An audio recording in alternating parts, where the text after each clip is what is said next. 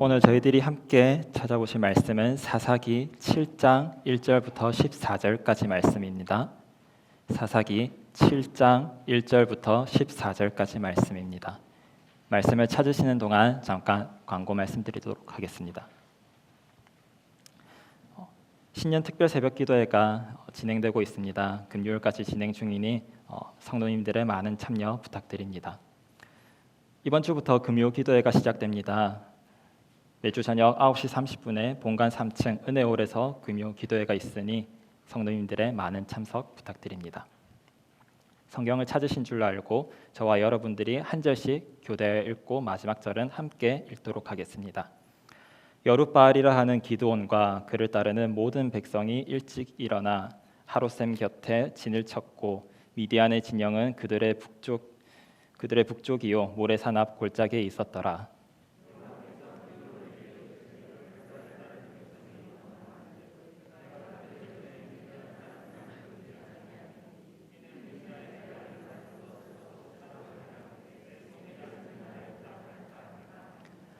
이제 너는 백성의 귀에 외쳐 이르기를 누구든지 두려워 떠는 자는 길르앗 산을 떠나 돌아가라 하라 하시니 이에 돌아간 백성이 2만 2천 명이요 남은 자가 1만 명이었더라.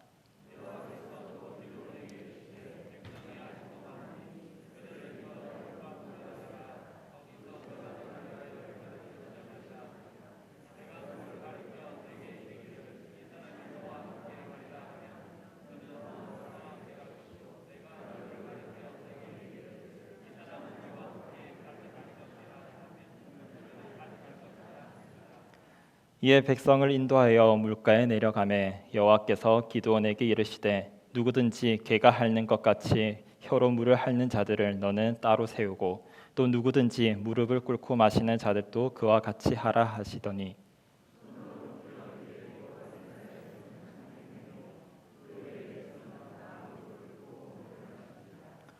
여호와께서 기드온에게 이르시되 내가 이 물을 핥아먹은 300명으로 너희를 구원하며 미디안을 내 손에 넘겨주리니 남은 백성은 각각 자기의 처소로 돌아갈 것이니라 하시니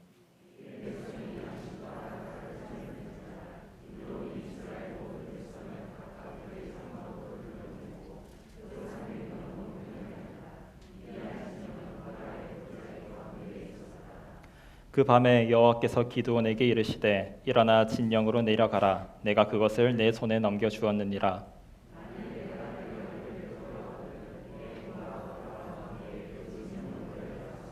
그들이 하는 말을 들으라. 그 후에 내 손이 강하여져서 그 진영으로 내려가리라 하시니 기드온이 이에 그의 부하 부라와 함께 군대가 있는 진영 근처로 내려간즉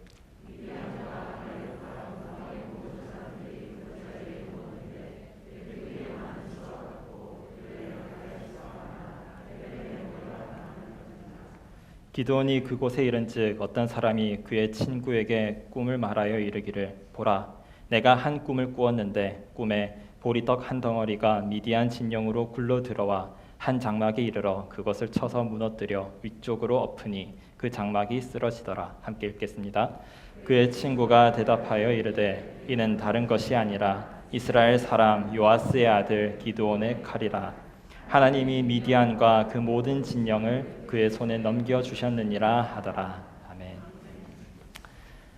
수요 예배 가운데 오신 여러분들 모두 환영합니다. 말씀을 나누기 앞서서 간략하게 제 소개를 잠깐 하도록 하겠습니다. 저는 지금 중등부를 맡아서 사역하고 있는 조인준 전도사라고 합니다. 현재 총신대학교 신학대학원에 재학 중이고 올해로 이제 2학년에 올라가게 되었습니다. 감사하게도 제가 이사교에 부임한 지 2달이 꽉 찼는데요. 여러분들과 한 해를 마무리하고 그리고 그 시작을 함께 할 수 있게 해주신 하나님에 감사드립니다. 그리고 또 오늘 새해 첫 수요 예배를 또 제가 이렇게 말씀을 나눌 수 있는 기회를 주셔서 너무 감사드립니다. 그런데 더 감사한 것은 오늘 또 제 생일입니다.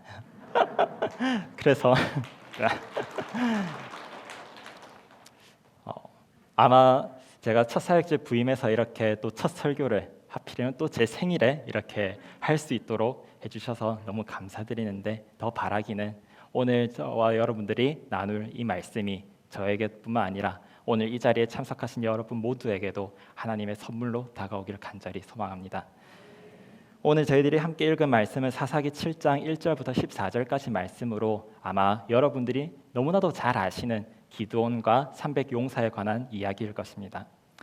저희는 오늘 이 본문을 가지고 약할 때 강함이 되시는 하나님이란 제목을 가지고 우리의 힘과 능력을 의지하면서 자랑하며 살아가는 것이 아니라 오직 하나님의 힘과 능력을 의지하고 또 하나님의 말씀에 순종함으로써 오직 하나님만이 우리의 유일한 구원자가 되심을 믿음으로 고백하는 오늘 이 시간이 되길 간절히 소망합니다.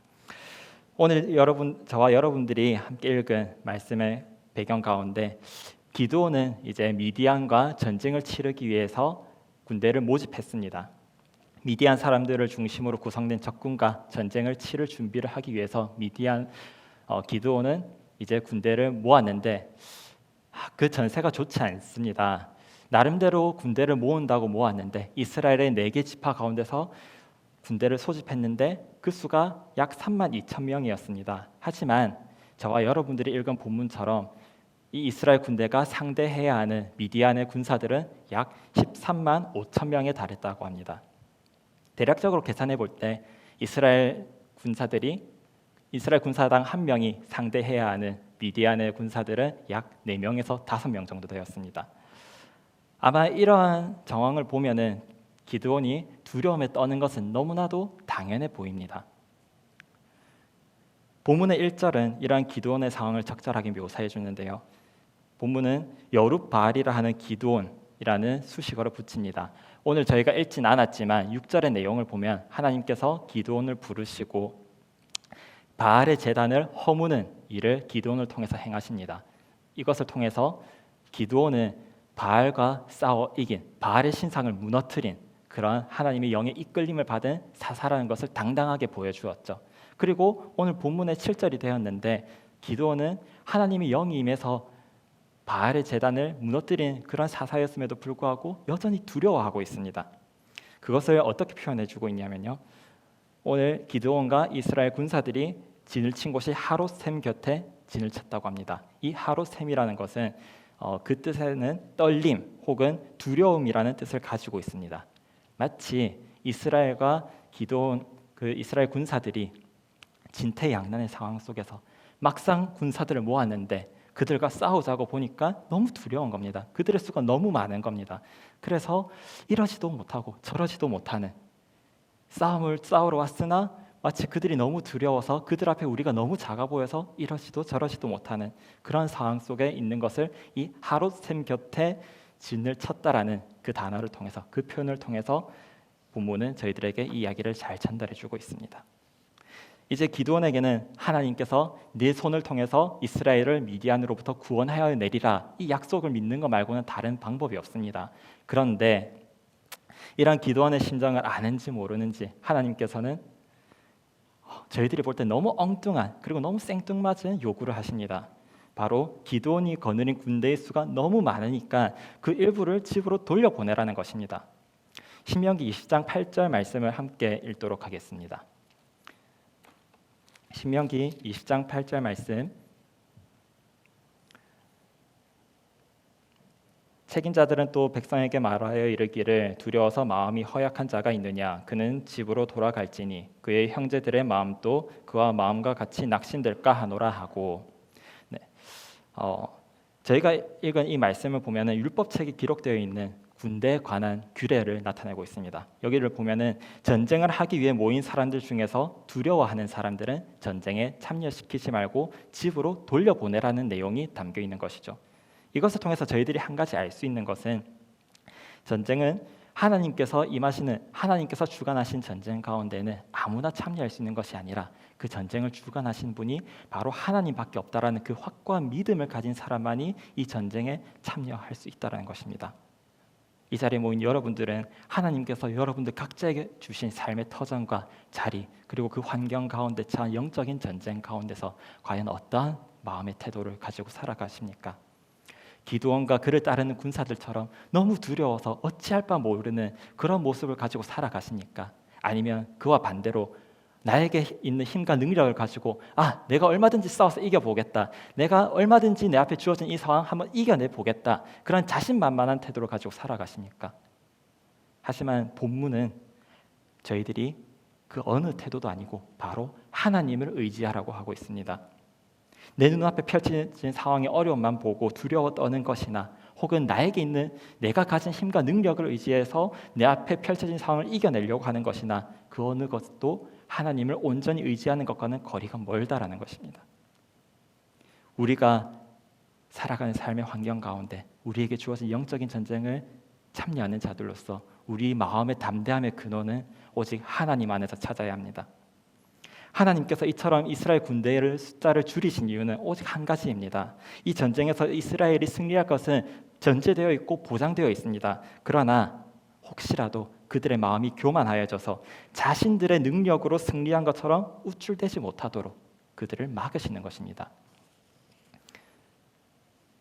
그러니까 이스라엘 군사들이 적들과 싸워서 그 이긴 승리의 근원이 마치 자신에게 조금이라도 있을 것처럼 여기는 것을 그 여지를 전혀 남겨주지 않기 위함인 것입니다. 기드온은 이미 군사가 3분의 1로 줄어들어서 마음에 두려움과 낙심이 가득한데 하나님께서는 그 3분의 1로 줄어든 이스라엘 군사들의 수를 아직도 많다, 더 줄여라 라고 말씀하십니다. 하나님은 기드온에게 남은 군사 10,000명을 물가로 데려가서 물을 먹게 하면 그들이 물을 마시는 자세를 보고 그 태도를 보고 두 가지 부류로 나누어서 집에 돌아갈 자들과 전쟁에 임할 자들을 구분해 주겠다고 하십니다. 하나님의 명령에 따라서 기드온은 10,000명의 군사들을 데리고 물가로 데려가 물을 마시게 하니까 아니나 다를까 그들의 물을 마시는 모습이 두 가지로 딱 나눠졌습니다. 저희들이 본문에서 읽었다시피 한 부류는 무릎을 꿇고 물을 개처럼 핥아서 마셨다고 하고요. 다른 한 부류는 무릎을 꿇었지만은 손으로 물을 떠서 마신 것 같습니다. 하지만 이 이야기의 핵심은 단지 물을 마시는 사람들의 그들이 어떠한 자세로 물을 마셨는가, 그들이 개처럼 무릎을 꿇고 마셨는가, 아니면은 물을 손으로 떠서 마셨는가, 그게 중요한 게 아니라 이 이야기의 핵심은 하나님께서 군대의 숫자를 줄이는 목적을 찾아보아야 합니다. 만약에 개처럼 무릎을 꿇고 물을 핥아 마신 자들이 300명이고 그 반대로 손으로 물을 떠서 마신 자들이 다수였다라면 하나님께서는 전자를 택하셨을 것입니다. 왜냐하면요, 하나님의 목적은 아까도 말씀드렸지만 이스라엘 백성들이 미디안과의 전쟁에서 승리의 근원을 자신들에게서 찾지 못하도록 하는 것에 있었기 때문입니다. 기드온은 하나님의 명령을 따라서 병력을 감축했지만 여전히 하나님을 온전히 의지하는 마음보다 두려운 마음이 더 컸습니다. 그래서 하나님은 기드온의 용기를 시험하시죠. 하나님은 기드온을 향해서 일어나서 진영으로 내려가라 라고 말씀하십니다. 하지만 하나님께서도 기드온 마음 가운데 그 가득한 두려움을 아셨기 때문에 만일 내가 내려가기를 두려워하거든 내 부하 부라와 함께 그 진영으로 내려가라고 말씀하시죠. 비록 기드온이 두려움에 쌓여 있고 그리고 그 두려워하는 이유가 하나님을 향한 믿음이 부족하면서 기원했을지라도 하나님은 기드온의 손을 통해서 이스라엘을 미디안으로부터 구원하시겠다라는 그 약속을 반드시 성취하시고 이뤄내 나가십니다. 기드온에게 주어진 임무는 적들과 싸우는 것이 아니었습니다. 그저 적군의 진영에 내려가서 그들이 하는 말을 듣는 것에 불과했습니다. 사람의 시선에서 볼 때 이거는 너무 보잘것없는 일이죠. 싸우러 나가야 되는 군사인데, 한 장군인데 그저 한다는 게 몰래 적군의 진영에 들어가서 그들이 하는 이야기를 엿듣는 것에 불과한 것입니다. 하지만 이 일을 통해서 기드온은 자신이 미디안과 싸우는 전쟁에서 이길 수 있는 그 비결을 발견하게 됩니다. 바로 승리는 자기 신이 가진 병력의 힘과 그 강함에서 비롯되는 것이 아니라 오직 하나님의 말씀에 순종함으로 얻게 되는 그 힘에서 기원한다는 사실입니다. 기드온은 미디안 군사 2명이 주고받는 대화를 통해서 기드온이 이끄는 이스라엘 군대가 미디안을 쳐서 이길 것이라는 이야기를 듣게 됩니다. 13절에 보시면 보리떡이 굴러 들어와서 미디안 진영을 쳤다라고 합니다. 여기서 굴러 들어온다라는 단어의 뜻은 스스로 엎어지다라는 의미를 가지고 있습니다. 그러니까 이 표현은 기드온이 겸손히 순종하는 자세로 땅에 엎드려서 여호와께 경배하는 그 모습을 연상케 하는 것이죠. 이러한 태도는 기드온과 그를 따른 300명의 군사들이 미디안에게 승리를 거두는 승리의 주된 요인이 됩니다. 기드온의 시각에서 볼 때 이미 3만 명의 병력을 300명으로 줄인 것만 해도 어떻게 보면 싸울 의지가 다 사라지고 자기 손에 들린 거라고는 횃불과 항아리와 나팔처럼 전쟁은 아무짝에 쓸모없어 보이는 것들밖에 없습니다. 어쩌면은 막막하다 못해서 정말로 하나님께서 나를 이대로 죽이려고 하시는가? 라는 분노가 올라올 수도 있겠죠. 이처럼 본문에 나타난 기드온과 300의 용사들의 이야기를 우리 자신한테 대입해 본다라고 생각해 보십시오. 그러면은 정말로 참담하기에 그지없을 것입니다. 지금 내가 마주한 상황의 어려움을 나로 하여금 낙심하게 만들고 내가 믿었던 나의 힘과 능력은 어려움을 극복하기보다는 너무나도 부족한데, 그래서 하나님을 의지했더니 하나님을 의지한 결과가 오히려 보다 더 비참하고 처참하게 흘러가는 것입니다. 하지만 오늘 본문은 우리가 약해지다 못해 정말로 하나님 앞에서 아주 납작 엎드리게 되었을 때 하나님은 비로소 우리를 다시 일으켜 세우시고 우리가 처한 그 영적인 싸움 앞에서 승리하게 하심을 보여줍니다.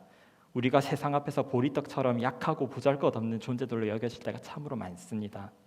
하지만 우리가 그저 그 상황 앞에서 낙심하고 무릎 꿇고 좌절만 해서 될 것이 아닙니다. 우리에게 구원을 약속하신 하나님의 말씀을 기억하고 의지하셔야겠습니다.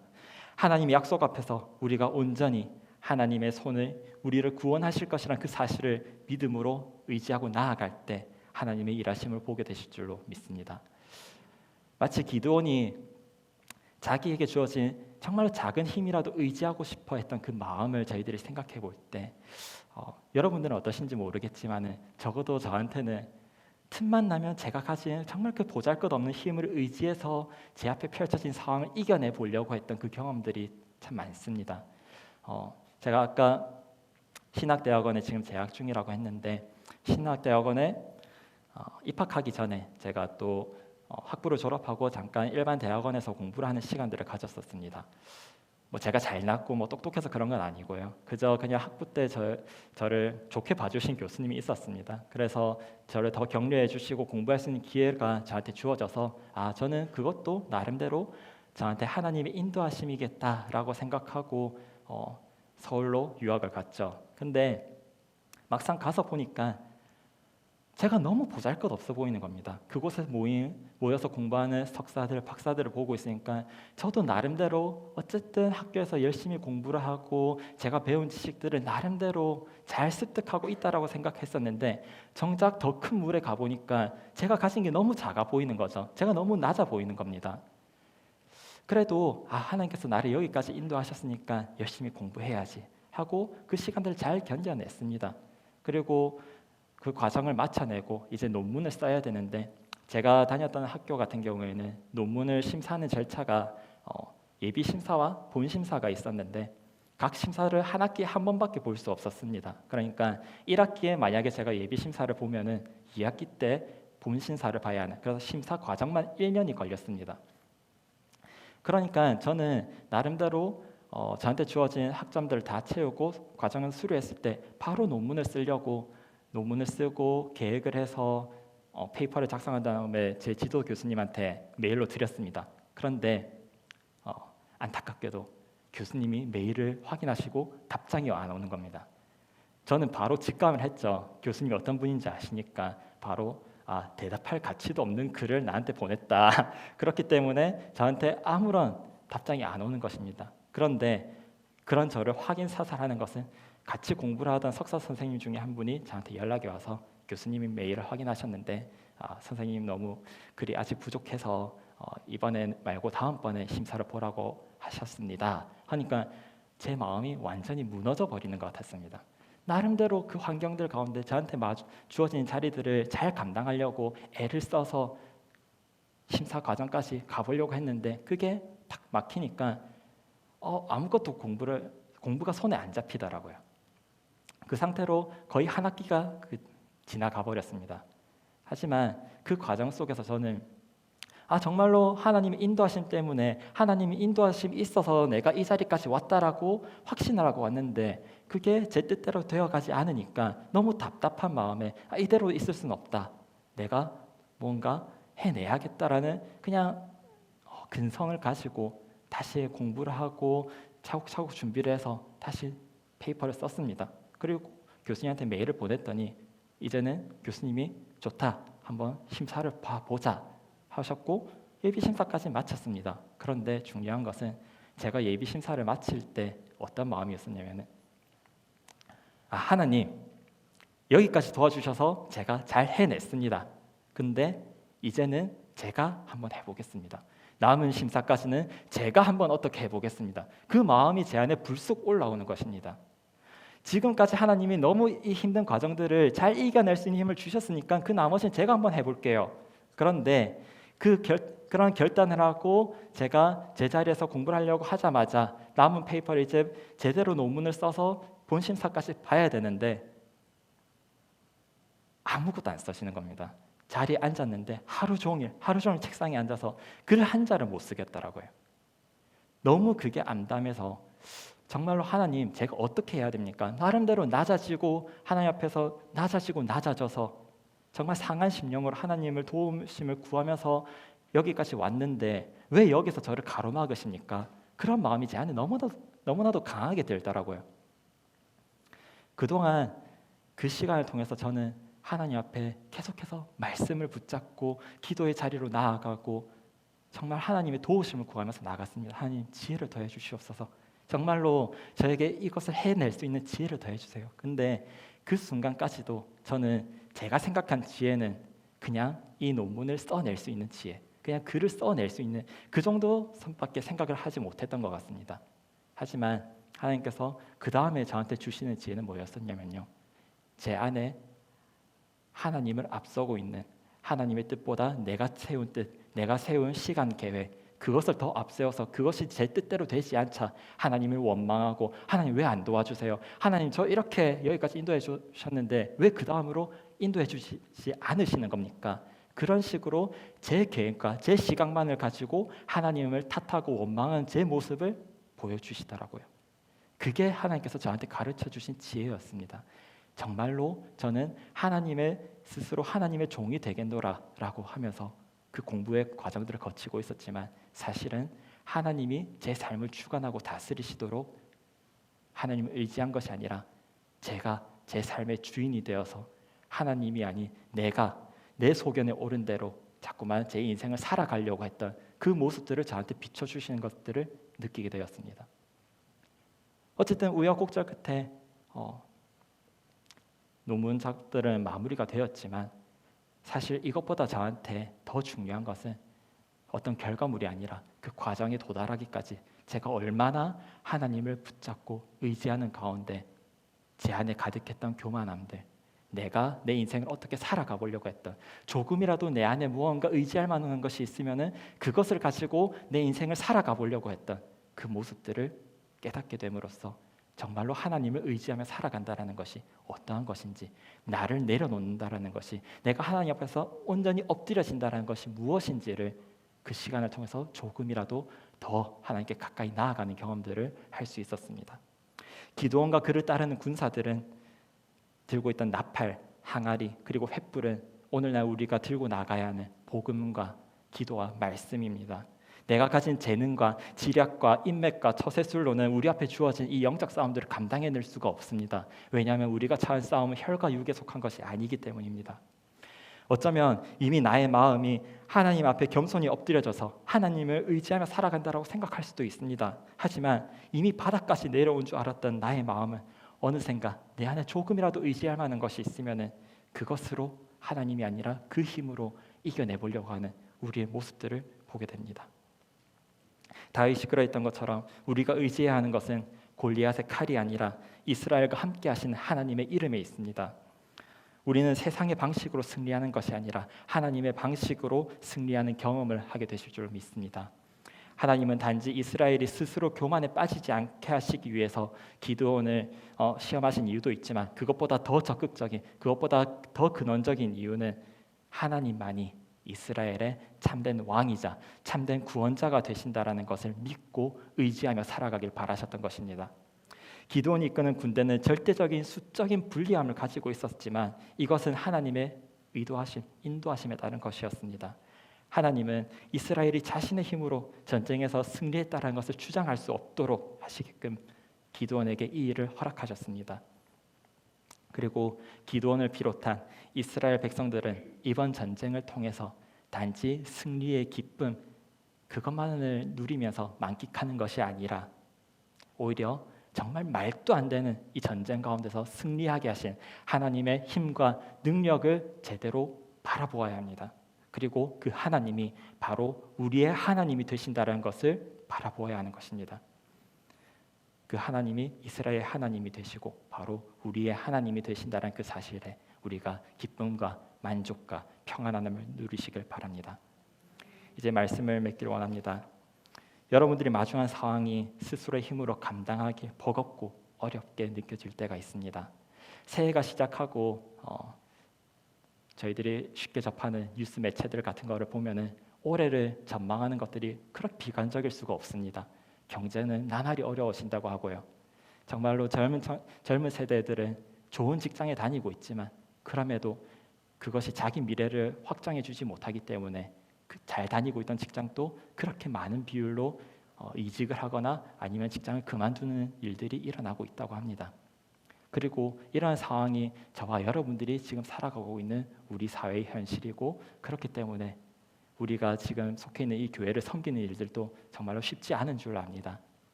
저도 중등부로 부임하고 나서 정말 많은 선생님들 만나고 또 오랜 시간 대화를 나눠보면은 너무나도 힘들고 어려운 상황 가운데에서도 이 교회를 사랑하고 아이들을 다음 세대를 사랑하는 마음 가운데 교회를 섬기고 봉사하는 것들을 저희가 보고 느낄 수 있습니다. 하지만 그때도 정말로 나의 힘과 능력이 아니라 나에게 힘과 능력이 되어주시는 하나님을 바라보고 의지하시길 바랍니다. 우리가 하나님을 의지한다고 생각하는 그 순간에도 여전히 우리 마음 가운데 조금이라도 우리 스스로의 힘과 능력을 그리고 나에게 가진 지혜를 의지할 만한 것이 있어서 하나님을 온전히 의지하지 못하고 있다라면은 여러분 정말로 하나님을 온전히 의지하시길 바랍니다. 내가 낮아졌다고 생각하는 그 순간에도 더 오직 하나님만을 의지하고 바라보시며 하나님이 원하신 전적인 신뢰와 믿음을 가지고 나아가시길 바랍니다. 우리 경험과 시선에서 볼 때는 도저히 납득되지 않고 정말 순종을 할 수 없을 만큼 막막하고 답답한 상황들이 있습니다. 우리를 향해 구원의 손길을 내미시는 하나님의 은혜를 간구하시길 바랍니다. 마음이 상하여서 하나님의 말씀을 떠나서는 그 무엇으로도 위로와 소망을 얻지 못할 때 그럴 때일수록 더욱 하나님을 찾고 구하시길 바랍니다. 하나님은 이 일을 통해서 우리에게 참되고 유일한 사사이자 구원자가 누구인지를 가르쳐 주십니다. 바로 하나님이 우리의 유일한 구원자이시며 우리의 참된 왕이시고 우리의 유일한 사사가 되심을 여러분들이 믿음으로 반응하고 나아가시길 바랍니다. 이를 깨닫고 믿음으로 살아갈 때 우리와 항상 동행하시며 우리가 약할 때 강함이 되시는 하나님을 자랑하시는 저와 여러분들이 모두 되시길 주님의 이름으로 축복합니다. 시간 함께 찬양 드리도록 하겠습니다.